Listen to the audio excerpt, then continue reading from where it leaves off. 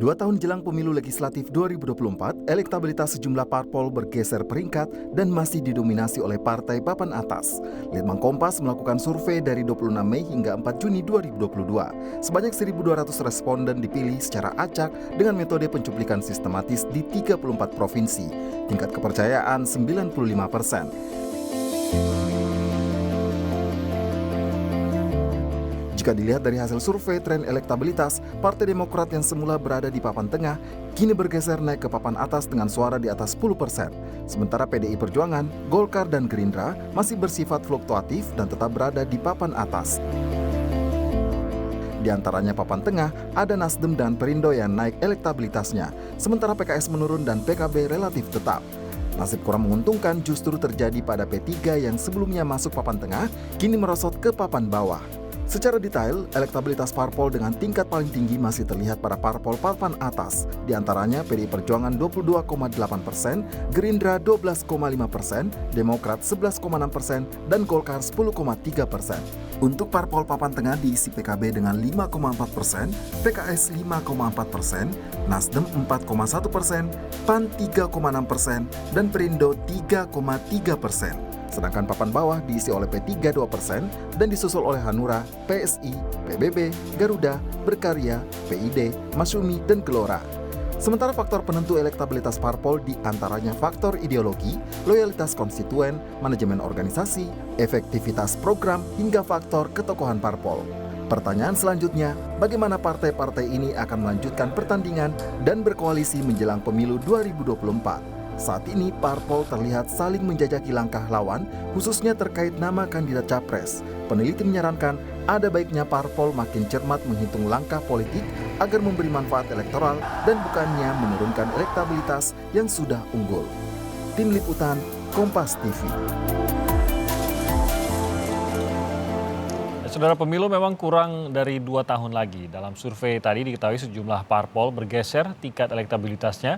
Ada yang masuk ke papan atas, namun ada juga yang menurun bahkan masuk ke papan bawah. Apa saja sebenarnya faktor yang mempengaruhi elektabilitas dan apa langkah parpol untuk mendongkraknya? Pagi ini kita akan membahasnya dengan sejumlah narasumber. Di antaranya yang sudah hadir di studio kami, peneliti dari Litbang Kompas, ada Mas Yohan Wahyu di studio. Kemudian juga ada Ketua Bakomstra sekaligus juru bicara Partai Demokrat, Mas Herzaki Mahendra Putra. Dan melalui daring ada Ketua DPP PDIP, Bang Andreas Hugo Pereira. Selamat pagi, Mas Herzaki, Mas Yohan. Selamat pagi. Selamat pagi dan juga Mas Andreas, Bang Andreas, terima kasih sudah bergabung sama kami. Selamat pagi. Selamat pagi, Timothy. Selamat pagi, Mas Wahyu, Mas Herzaki. Pagi, Pak Andreas. Nah, kita mau mendalami lagi nih, karena ini hasil survei terbaru dari Litbang Kompas. Mungkin kalau dibandingkan dengan, ini kan berkala gitu surveinya Mas Yohan ya, dibandingkan dengan sebelumnya, apa yang berubah di survei atau paling tidak ada perkembangan apa yang bisa dilihat di hasil survei kali ini? Ya, dibandingkan survei Januari sebenarnya ada pengukuhan partai-partai di atas 10% ya. Kami membaginya seperti itu. Jadi partai-partai di atas elektabilitas di atas 10% ini masih relatif tetap gitu ya. Jadi PDI Perjuangan, Partai Gerindra, Partai Demokrat, dan Partai Golkar. Jadi dari sisi komposisi itu relatif sama. Hal yang sama juga di partai papan menengah, kita melihatnya di bawah 10% gitu ya. Ini partai PKB, PKS, Nasdem, PAN, dan P3.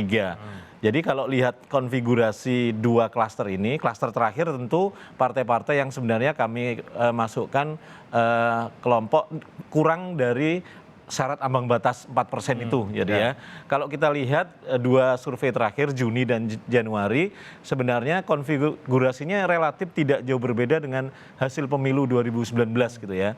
Partai-partai yang saat ini memiliki kursi di DPR ini memang berpeluang lolos tetap masuk Senayan gitu ya, lolos ambang batas parlemen.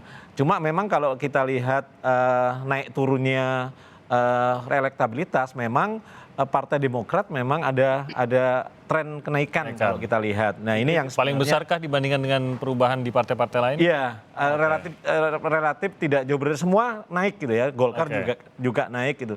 Artinya memang kalau kita baca memang ini satu-satunya partai yang tidak ada di dalam pemerintahan ya, yang sebenarnya memiliki Mas Herzaki langsung kenaikan. Nah, ini tren membedakan soalnya. Tren ini sebenarnya kalau kita lihat era sebelum Pak Jokowi ketika PDIP berada di luar pemerintahan juga hal yang sama. Jadi ini sebenarnya ibarat kayak bandul gitu ya, partai-partai yang berada di luar pemerintahan sebenarnya punya insentif elektoral ketika mungkin pemilih tidak melihat pemilu pasca era 10 tahun era Jokowi, mungkin mereka sudah mengalihkan pilihan ke pilihan yang lain gitu ya. Jadi menangkap mereka yang ngambil di situ. Mereka yang tidak terakomodir suaranya dalam koalisi begitu istilahnya begitu ya, atau aspirasinya dalam koalisi. Dan tidak banyak masalahnya partai-partai yang berada di luar itu kan. Banyak. Jadi memang hanya ada beberapa partai yang bisa melakukan itu. Nah, tanggapan dari partai-partai mungkin dari Mas Herzaki terlebih dahulu terkait dengan hasil terakhir dari hasil Litbang Kompas ini. Ya, kalau udah kemarin terima kasih ya, karena bagi kami Litbang Kompas ini kan salah satu lembaga yang sangat terpercaya, baik dari media maupun juga dari penelitiannya gitu, dari hasil surveinya. Kami juga mencermati ya, terima kasih kepada rakyat Indonesia tentunya, kenapa ada peningkatan kepercayaan kepada kami. Kalau kami melihatnya begini, ini sebenarnya buah dari kerja keras dan kebersamaan dari internal partai kami ya. Gitu. Pertama, faktor pertama adalah kepemimpinan Mas AHY nih, kepemimpinan seorang muda nih, anak muda ya, yang dalam 2 tahun ini memimpin partai dan beliau berhasil mengkonsolidasikan Partai Demokrat sehingga kami ini inline dari atas ke bawah ini selalu sama. Oke. Nah, kemudian yang terakhir adalah konsistensi. Buah konsistensi dalam bagaimana kami berupaya memperjuangkan aspirasi dan harapan rakyat yang tadi mungkin ada yang tidak tertangkap mungkin ya oleh pemerintah atau tidak terakomodir, kami coba perjuangkan. Dan kami juga secara konsisten membantu bagaimana rakyat yang sedang kesulitan, terutama di saat pandemi. Karena kalau mohon maaf nih, kalau hanya misalnya katakanlah kami kelihatan sekali 2 kali saja membantu di 1-2 titik, mungkin tidak akan ada peningkatan secara konsisten. Tapi karena kami sejak ada pandemi, Mas AHY memerintahkan kepada seluruh kader di seluruh Indonesia untuk turun ke lapangan. Kita bantu rakyat apa yang kita bisa. Nah, sebisa mungkin kita bantu dan lakukan terus. Dan menurut kami continue gitu ya. Ya, secara kontinu. Jadi inilah memang buah tadi. Rakyat juga melihat bahwa wah, ada yang tidak tertangani oleh pemerintah karena mungkin kan ini luas Indonesia ya gitu. Kemudian kami mengisi curug itu gitu. Nah, memang ada arahan kah khususnya mungkin dari AHY terkait bahwa ya udah kita memang fokus pada suara-suara yang ya tidak sejalan dengan atau lebih sering mungkin berseberangan dengan pemerintah gitu. Kita tangkap suara-suara aspirasi dari konstituen yang berada di luar koalisi. Ada arahan seperti itu atau bagaimana sebenarnya? Enggak. Arahannya adalah bagaimana kita melihat kalau ada kesulitan yang rakyat dapati gitu ya. Ya ayo sebisa mungkin kita bantu. Kemudian yang kedua, kita juga melihat nih rakyat nih apa nih perlu dibantu, diperjuangkan aspirasinya. Kita kan konsisten ya, mohon maaf nih. Ada aspirasi terkait Omnibus Law misalnya. Di 2020 Demokrat satu-satunya waktu itu walk out dan ternyata mungkin tuh ada tren elektabilitas atau kami ada peningkatan, mungkin Litbang Kompas juga bisa membantu membuka itu gitu. Kemudian yang kedua katakanlah waktu misalnya ada virus Delta yang varian Delta. Varian Delta. Ya di Juli kami kan termasuk salah satu yang cukup kencang mengingatkan pemerintah. Karena bagi kami ya kami inginnya ada perbaikan nih dalam pengelolaan pandemi. Pada saat itu kan mohon maaf ya, kita melihat agak slow down atau agak abai waktu itu antara Juni akhir itu. Kemudian begitu kita kencang, pemerintah kemudian melakukan beberapa langkah kontingensi dan ternyata ada perbaikan gitu. Nah, kemudian terkait minyak goreng ini misalnya. Kami salah satu yang termasuk paling konsisten dari awal bahwa ini kesulitan rakyat, tolong diperbaiki apa nih gitu lakukan. Jadi kita terus gelorakan dan termasuk terakhir wacana penundaan pemilu.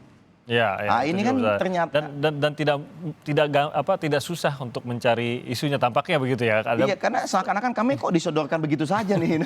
Kalau bicara maintenance apa ya istilahnya tuh ada yang senang melakukan unforced error. Kesalahan sendiri ya kami tinggal mereguk aja gitu. Jadi dan Demokrat pun merasakan bahwa selalu ada isu yang bisa ditangkap. Iya, karena memang tadi lagi-lagi ya kami melihat bahwa ini rakyat ini kan situasinya kan sederhana dalam 2 tahun ini. Banyak yang kesulitan ya dan kesusahan karena pandemi gitu. Kita tahu pemerintah sudah berupaya buat membantu, tetapi mungkin ya nanti kita bahas isu yang lain lagi nih. Selalu ada ruang yang dimana yang mungkin belum terlayani ya, belum optimal begitu itu yang ditangkap. Dan ini konsolidasinya luar biasa. Maksud saya Mas AHY memerintahkan di parlemen pusat untuk mengambil tindakan bersuara dan juga kami di parlemen seluruh daerah. Itu kesamaan sama, Oke. semuanya sama. Oke, saya ke Bang Andreas. Bang Andreas, melihat hasil Litbang Kompas hari ini memang menempatkan PDIP sebagai yang tertinggi. Ini juga tidak mengejutkan dan kokoh berada di sana dengan karakternya PDIP. Tapi mungkin perubahan-perubahan seperti yang baru tadi kita bahas, naiknya Demokrat dan juga ada perubahan juga untuk beberapa partai dari lini tengah, ada yang jatuh ke bawah dan lain. Bagaimana Anda melihat perubahan-perubahan ini dan pengaruhnya kepada pemilih PDIP? Ya, Mas Timothy, pertama PDI Perjuangan itu kita ya artinya dengan pengalaman yang sudah cukup panjang, artinya pernah menang, kemudian kalah, kemudian kembali menjadi partai pemenang dan partai pemenang yang kedua dua kali, dengan pengalaman sekian lama. Di partai itu ketua umum partai sudah memutuskan bahwa kita bekerja partai, bekerja di dalam politik itu sama seperti kita bekerja untuk negara, gitu. Kita bekerja untuk rakyat. Jadi proses itu adalah suatu proses yang kontinu. Jadi partai itu tidak bekerja hanya ketika menjelang event-event politik, tapi kita bekerja secara kontinu bagaimana membumikan ideologi ini di dalam kerja-kerja nyata partai. Sehingga ini konsolidasi ini dilakukan terus-menerus di setiap jenjang struktural partai.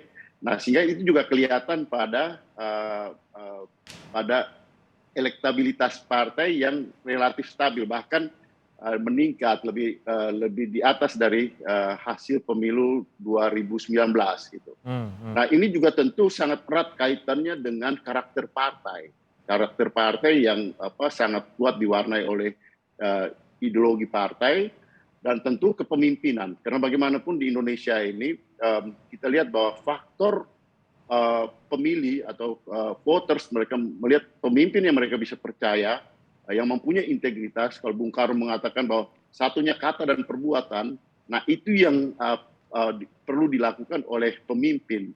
Sehingga dengan demikian rakyat pemilih itu melihat bagaimana konsistensi dari sikap dan perbuatan dari partai tersebut gitu. Nah, saya kira faktor ini mempunyai pengaruh yang cukup kuat sehingga elektabilitas selama tidak ada event-event besar politik seperti pemilu, pileg dan pilpres, tetapi PDI Perjuangan konsisten bahkan meningkat terus.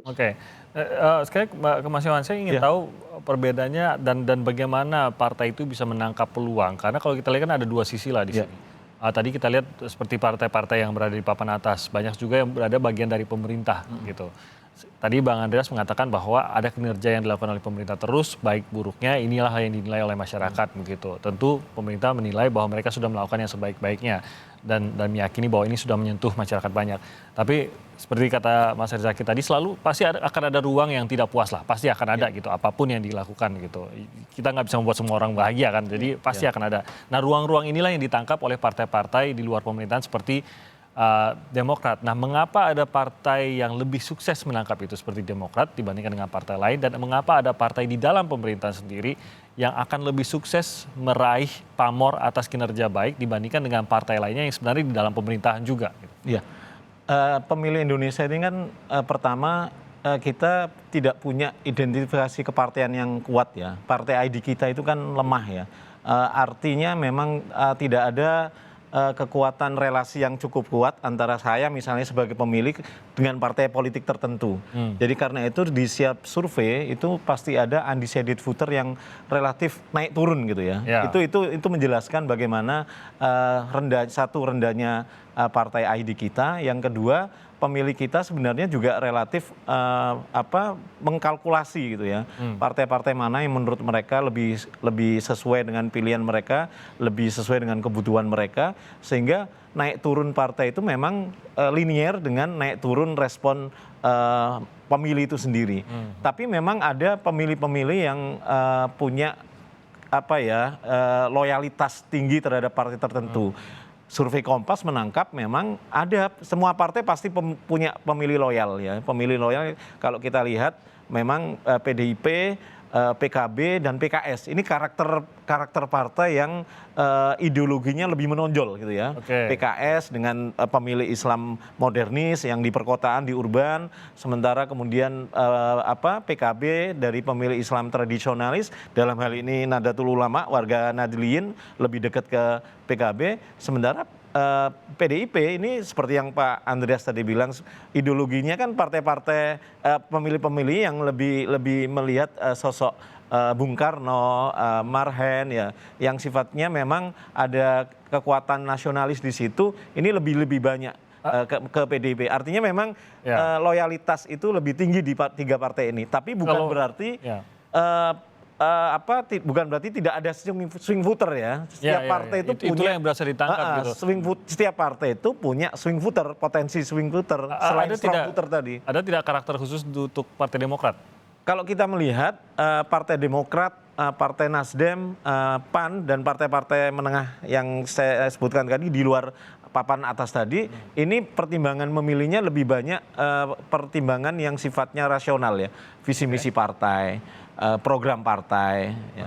Memang pasti ada figur itu pasti tetap ada, ideologi itu pasti tetap ada. Tapi mayoritas dominan ketika kita tanyakan ke responden kenapa milih partai itu, mayoritas ketokohan dan ideologi itu, terutama ideologi itu ketiga partai tadi, PKB, PKS, dan PDIP. Ideologi. Sementara misalnya Demokrat ini lebih banyak pemilihnya, pertimbangannya lebih ke pertimbangan yang sifatnya rasional gitu ya, visi misi partai, program kerja partai. Sehingga tadi Mas Zaky cerita apa yang dilakukan Partai Demokrat dengan selama pandemi itu mereka bergerak memperkuat mungkin yang di sisi yang lain belum cukup optimal dilakukan oleh pemerintah, masuk di situ. Saya pikir bisa jadi itu mendekatkan ke pemilihnya, rasionalitas pilihan-pilihan yang sifatnya aksi nyata ya, program kerja yang dilakukan oleh partai mendekat ke pemilihnya gitu. Benar tidak kalau saya menyimpulkan akhirnya mereka yang kalau tadi dikatakan Mas Yohan yang terikat dengan ideologi sudah sepaham dari hati gitu istilahnya, itu memang lebih tidak mudah untuk berubah pilihannya itu yang saya dibandingkan dengan rasional. Voternya. Nah ini tanggapannya gimana Mas Zaky? Karena kalau rasional lagi-lagi kalau ada yang lain yang lebih rasional bisa berubah ke sana gitu. Ya, kalau dari kami begini, pertama kalau bicara mengenai ideologi, kami ideologinya adalah nasional religius gitu. Sudah clear juga sejak awal digagas oleh Bapak SBY gitu. Ini adalah bagaimana kalau dalam ilmu politik namanya catch all party sebenarnya gitu. Karena memang dinamika Indonesia ini kan memang multikultural ya gitu. Sehingga Demokrat melihat bahwa kita harus menjadi wadah untuk seluruhnya gitu. Tidak hanya spesifik satu atau dua kelompok saja. Nah inilah kemudian ideologi yang terus dijaga oleh Partai Demokrat dari era dulu sehingga di era kepemimpinan Mas Ahaye gitu. Itu satu hal. Nah, tapi kemudian yang kedua, kenapa kemudian katakanlah tadi disampaikan terkait Partai ID nih kan? Memang saya kan belum punya datanya nih kan sebenarnya dari Kompas ini. Tapi kalau saya lihat berita tadi pagi sebenarnya sih kita juga nggak terlalu jauh nih terkait Partai ID tadi, tapi tidak yang tiga besar. Kalau nggak salah nomor 4 atau nomor 5 Mas, kalau nggak salah ya, kalau saya pelajari datanya. Nah di luar itu bagaimanapun memang sejak kepemimpinan Mas Ahaye, nah ini yang menjadi perbedaan sebenarnya. Di Maret itu beliau ini punya visi dan misi bagaimana Demokrat ini bisa bertransformasi menjadi partai modern. Dalam artian memiliki sistem yang sangat-sangat kuat gitu, yang tidak terlalu tergantung pada figur tokoh gitu. Ya kita akui Demokrat bisa besar di awal berdirinya karena sosok Bapak SBY ini gitu. Ya kan? Nah, tapi kemudian kita melihat bahwa ini tidak bisa selamanya gitu. Sehingga di era Mas Ahaye ini kami semua kader dalam 2 tahun bekerja ini bagaimana kita bisa mentransformasikan partai ini menjadi partai modern tadi, fokus kepada kebutuhan rakyat ya, bagaimana kita terus berjuang aspirasi, harapan dan kesulitan mereka, apa yang bisa kita bantu tadi, lebih kepada tadi program yang aksi nyata. Karena bagaimanapun bagi kami, semakin dekat kita dengan rakyat, semakin tahu kita aspirasi mereka, sehingga semakin mudah bagi kita, mana nih yang harus kita bantu. Bagaimanapun kami di luar pemerintahan kan memiliki keterbatasan sumber daya. Sehingga yang kami miliki ya kami harus fokuskan gitu. Nah, yang kami lakukan adalah di mana ya memang rakyat yang kesulitan ya kita bantu ini. Inilah yang kemudian bagi kami ke depannya mungkin partai-partai Indonesia akan mengarah ke sini. Kami termasuk yang di awal ini Partai yang berupaya mentransformasi bagaimana organisasi jadi lebih modern, ya kan? Ya. Yang tidak tergantung pada sosok figur, punya sistem yang kuat, ya kan? Dan memberi kesempatan ruang yang besar buat semua. Oke. Karena di kami juga termasuk besar ya buat anak-anak muda nih. Oke, Karena jadi- bagaimanapun ya milenial ini kan hampir 150 juta nanti di 2024. Kami sejak awal sudah membuka ruang nih di kepengurusan maupun Oke. juga di pusat maupun di daerah-daerah. Gitu. Oke. Ini kita lihat. Nanti saya juga ingin bertanya ke Bang Andreas, kalau begitu mungkin dari PDIP, apa yang ingin dilihat menjelang pemilu nanti, di mana pertarungannya akan terjadi? Justru dalam ideologi kah atau dalam hal yang rasional tadi, dalam benar-benar udah menilai kinerjanya saja? Atau ideologi ini juga menarik Mas Yohan, karena Iya. benar-benar pendukung kuat melawan pendukung kuat gitu, bagaimana mereka saling meyakinkan. Nah kita akan bahas lebih jauh lagi, nanti saya langsung ke Bang Andreas usai jeda berikut ini.